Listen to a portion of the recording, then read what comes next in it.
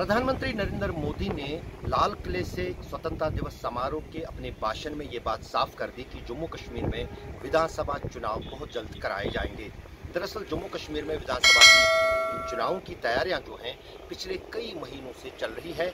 उसके लिए जो डिलिमिटेशन कमीशन भी जो है वो भी काम कर रहा है और बहुत जल्द डिलिमिटेशन कमीशन की तरफ से जो है सिफारिश या रिपोर्ट भी जो है सामने आ जाएगी।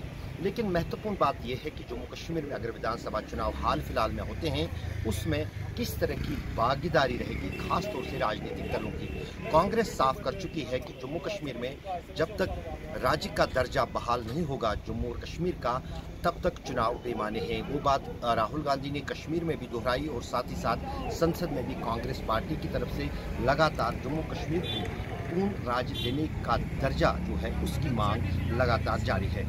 दूसरी तरफ से जम्मू कश्मीर के जो क्षेत्रीय दल हैं जो गुपकार अलायंस के नीचे जो है फिलहाल एक संगठित तौर पर काम कर रही हैं, उन्होंने भी साफ किया है कि जम्मू कश्मीर में स्टेटहुड से पहले चुनावों की कोई ज़रूरत भी नहीं है और चुनावों का कोई मतलब भी नहीं है। उस बीच जम्मू कश्मीर में अगर चुनाव होते हैं तो उनमें किस हद तक राजनीतिक दलों की जो है भागीदारी रहेगी उसकी तस्वीर अभी साफ नहीं है और ना ही राजनीतिक दलों ने इस बाबत कोई फैसला लिया है।